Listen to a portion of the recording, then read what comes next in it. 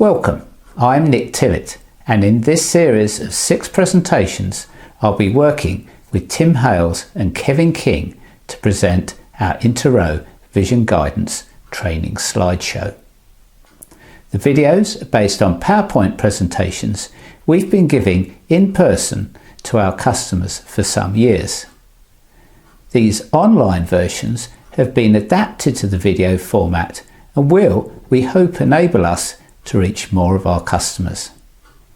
We will continue to give in-person training where we can, but we hope these presentations will provide a useful supplement or a convenient alternative for busy people who may find it difficult to find time.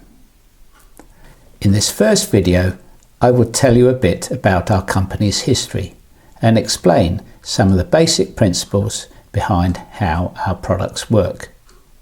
In subsequent videos, we will examine the hardware, explain the user interface, show how you might go about setting up a new machine and then run it in the field for the first time, and we'll also cover using our service tools to help diagnose faults. And finally, we will cover the configuration editor, a tool that allows you to make changes to preset saved settings to accommodate new crop or machine geometries. You can select the video you need from our website and view it as many times as you want. So let's start with a bit of ancient history, just for your interest.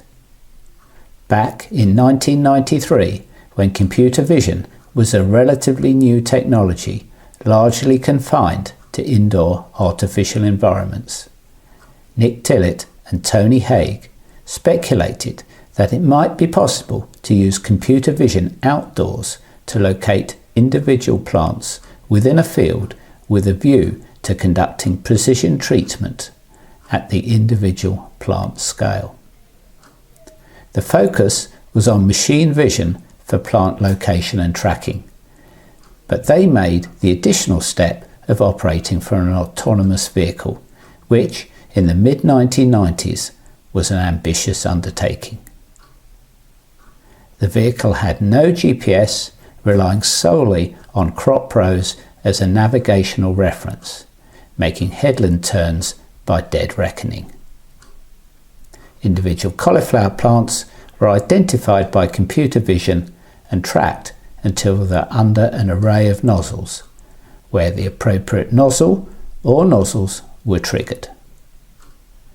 This video dates from their public demonstration in 1996. They then went on to apply the same technology to the more mundane but commercially important task of guiding inter-row steerage hose. That technology, shown here working on an experimental farm in about 1999, was licensed to Robidome Electronics and Garford Farm Machinery and was marketed as Robocrop from 2001 onwards. In 2005, when the Government Research Institute closed, Nick and Tony formed Tillett and Haig Technology to continue the work. As a private company, they introduced a commercial version of their multi-section guidance, shown here working in a prototype form in 2004. They also developed a novel rotary blade technique for in-row weeding. The first machines were hydraulically driven, but the machine in this video, taken in 2015, is one of the first to be driven electrically, making the process more energy efficient and even more accurate. In 2016, the company developed the current gigabit Ethernet based system as a comprehensive package for implement manufacturers to incorporate into their own products. Several thousands of these systems are now in use on farms around the world.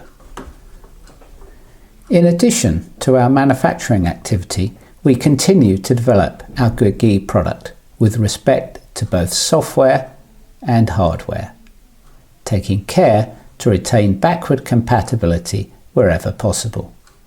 We also continue to explore new applications for our technology, such as spot spraying.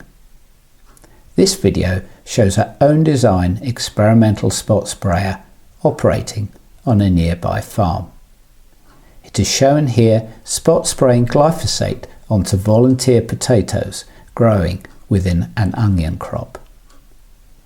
Spot spraying glyphosate is a particularly challenging task in such a valuable crop, requiring a great deal of trust from the grower concerned, for which we are very grateful. We are based at Rest Park in Silsoe, about 70 kilometres north of London, as tenants of English heritage in this rather nice, stately home. As a strongly R&D orientated company, we do all our own design and software development. The founders and owners continue to work in the business, which has now grown to 10 full-time staff. We are assisted by a network of subcontractors who manufacture our circuit boards and machine our casings, amongst many other tasks. However, for quality control reasons, we do all our final assembly and testing in-house. We will now explain the basics of how our inter-row vision guidance system works. We start by taking video images from a colour camera. To reduce the effects of shadows, we take a green over red ratio to highlight live plant material against background. We arrange for the camera or cameras to be mounted in such a way that they view the maximum area of crop. The more they see, the more data we have, and the better the performance. We then take a template matching approach. The computer fits a virtual template constructed using knowledge of camera characteristics and mounting geometry to real crop rows as they appear in the live video image. The more rows that template covers, and the longer the length of row in view, the more reliable the guidance. For computational convenience, the image is split into 8 horizontal bands, and the template matching is done in each band. The position of those bands is represented by 8 crosses stacked vertically up the centre of the image. A blue cross indicates a good match, yellow and red indicate a poor match. The computer then draws a best fit line through those crosses in each video frame to get a best fit for the template.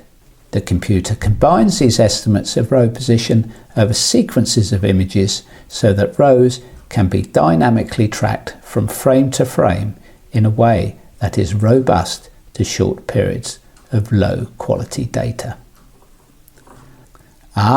But weeds are also green, we hear you say.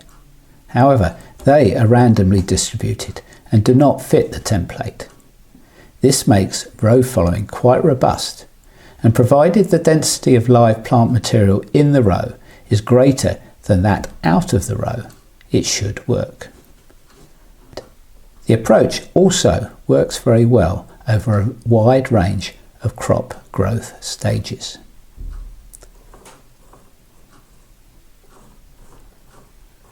So, whilst the image analysis and tracking are quite sophisticated, the control is rather simple.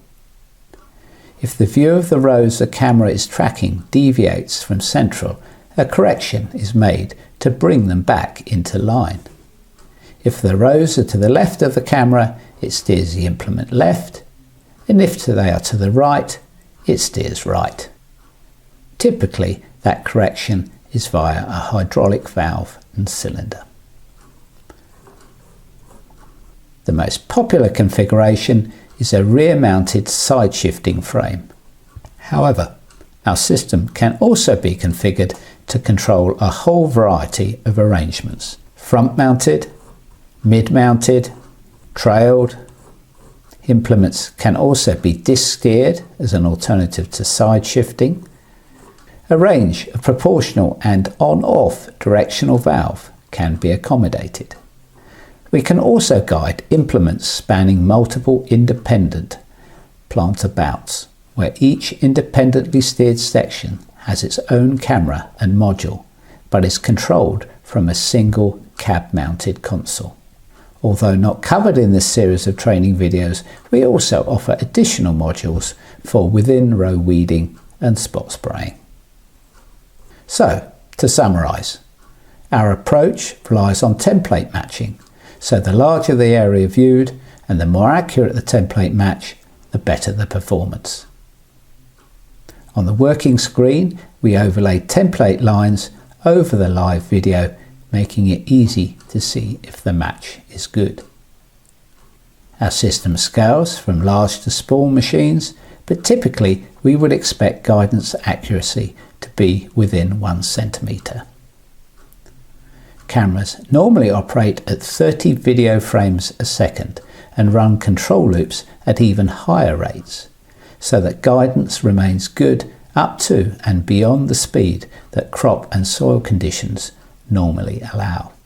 For example, in many small horticultural crops such as salads and onions or carrots, a typical cultivation speed would be between 3 and 6 kilometers an hour, due to the need to keep soil off the crop. In mature maize or cereals, where crop burial is not an issue, you might choose to run up to 15 kilometers an hour or even beyond, and guidance will continue. We hope you found this presentation useful. Remember, this is the first of a series of presentations covering our inter-row vision guidance systems. Look on our website for links to other presentations and additional training material. If you have any questions, please get in touch. Thanks for watching.